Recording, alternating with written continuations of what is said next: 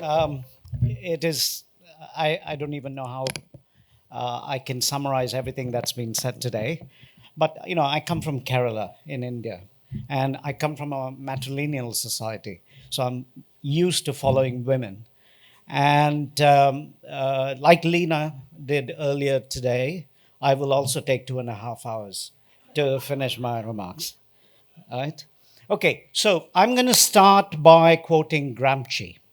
The old is dying and the new cannot be born.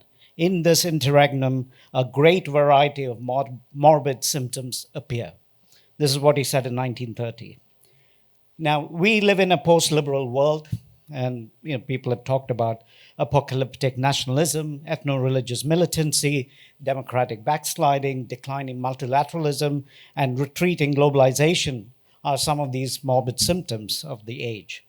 Liberal values such as human rights and secular democracy are no longer the driving or dominant forces that shape society and politics today. And the last session talked about that in detail.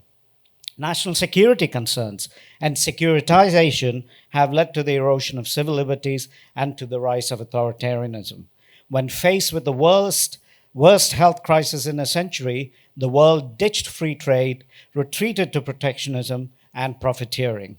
So, no wonder then people and countries that are left out and discriminated against feel that globalization has failed to deliver on its promise of solidarity and growing prosperity for all. Now, many of the global challenges facing us today are wicked problems. Climate change, migration, universal access to affordable health care, social justice, etc., are complex, multifaceted issues that defy easy solutions. Wicked problems are sets of problems, often ill defined, socially complex, resistant to resolution, with high potential for negative consequences. Addressing wicked problems, therefore, requires sustained commitment, as traditional approaches often fall short. Now, to the point that Ravi made earlier today about whether we deal with symptoms or do we deal with challenges.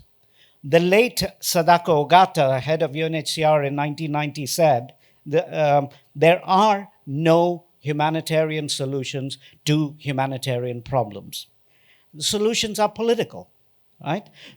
Solutions require political will. It requires global political will. Peace happens when bombs stop falling. Peace happens when people are secure. Peace happens when health workers are safe. Peace happens when vaccines are shared. Peace happens when the most vulnerable people have access to affordable health care. How can we imagine peace when 4 out of 5 Security Council members have been part of coalition that have bombed health facilities and targeted health workers, thereby limiting the space for healthcare and humanitarian action just in this past decade? All right? So, more like Insecurity Council. As the philosopher Spinoza had said long time ago, peace is a virtue, a state of mind, a disposition for benevolence, confidence, and justice. Now, the absence of healthcare or the deliberate exclusion of communities from healthcare and education, as Priyali stressed earlier, not just in times of conflict or war, unravels the social fabric and leads to insecurity. We've seen that as a deliberate strategy in the past decade.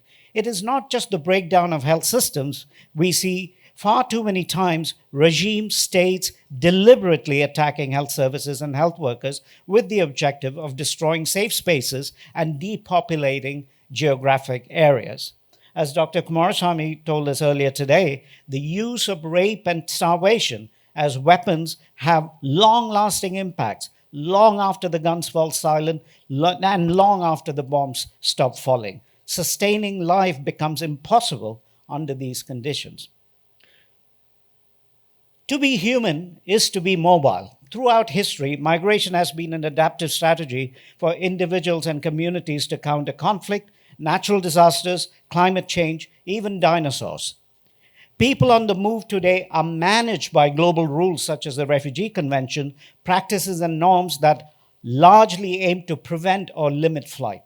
That's the objective of the conventions we have.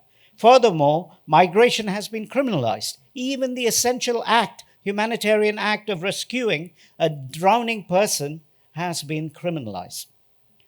To quote Rana Dasgupta, citizenship is itself the primordial kind of injustice in the world. Deregulating human movement is an essential corollary of the deregulation of capital. It is unjust to preserve the freedom to move capital out of a place and simultaneously forbid people from following capital, right? So economic wars playing out in places like the Congo and the ongoing geopolitical wars in Ukraine and in Gaza are exploitative, are extractive, and put communities, especially women and children, at extreme risk. There are just not enough Dr. Mukwege's and MSFs in the world to heal all those who've been oppressed, victimized, and to use a very franglais word, invisibilized. At the turn of the century, not one country in Africa provided antiretroviral therapy for patients with HIV/AIDS. As the Ugandan doctor Peter Mugeni said in 2000, where are the drugs? The drugs are where the disease is not. Where is the disease? The disease is where the drugs are not. It took a band of students, activists, and advocates across the world taking on governments, big pharma, and even their universities to make these therapies available for those in poor countries for less than $1 a day, as Moga pointed out earlier. This required innovations in manufacturing, in supply chain, in financing, and healthcare delivery. 2 decades later, 30 million people now have access to ART globally, maybe 35. This is a success story, and we need more successes. Importantly, it underlines the need for humanitarians to work with others, like Eldred and Moga, locally and globally to effect change. Civil spaces, shrinking. Be it a flawed democracy like India, a state-controlled capitalist state like China, or an authoritarian state like Russia, and I've read their NGO laws, the tendency of the big state has been to stifle and stamp out dissent. Voices that challenge state narratives of development and progress are being silenced. 3 years ago, India's National Security Advisor declared, people are most important. The new frontiers of war, what we call the fourth generation warfare, is the civil society. This is India's National Security Advisor 3 years ago. Other nations are watching and learning, as was pointed out. To underline Smriti's point, Anthony Lowenstein, in his book, The Palestine Laboratory, documents how Israel's military-industrial complex uses Palestinian territories as testing ground for weaponry and surveillance technology that they then export around the world to despots and democracies. India has the distinct honor of being Israel's largest client. Humanitarian agencies then face a dilemma. The choice is either to leave or to morph from bearing witness to service provision, be service providers.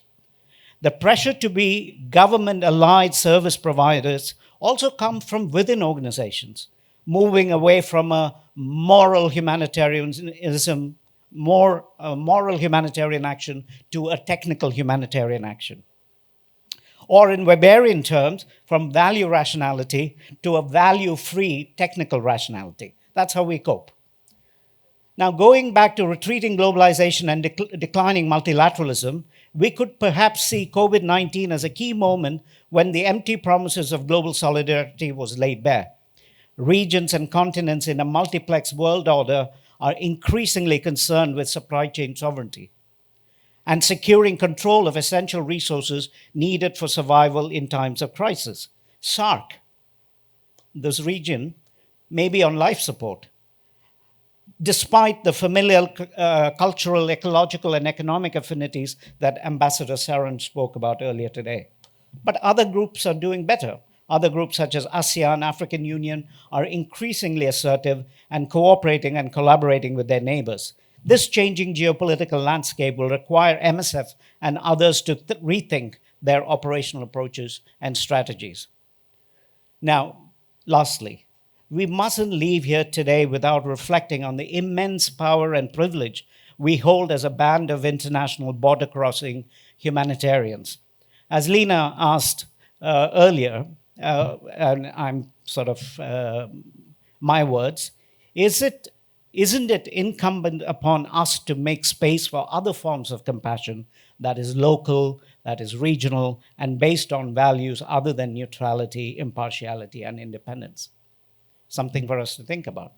Are we too not guilty of self-righteous self-interest if we hold on to power and not make way for more local, more political, more contextual, more democratic actions? If humanitarian agencies are to stay relevant, they must cede power and cede space. In doing so, I hope we can still preserve space for Sri Lankans to come to the aid of Hondurans in crisis, and Hondurans to come to the aid of South Africans in crisis, and South Africans to come to the aid of Palestinians in crisis. And as Marvi reminded us, we are all bound by our humanity, and our future depends on us resisting and fighting back. One important point: humanitarianism is emblematic of failure. Humanitarian action is necessary when societies are not able to resolve conflicts anymore. Governments are not responsible to the needs of their people, and when international community is not able to broker peace between nations. Humanitarian action, however, is an essential civil society action when politics fails. That is our role. We cannot solve world's problems with syringe and aspirin. We are there because politics fails.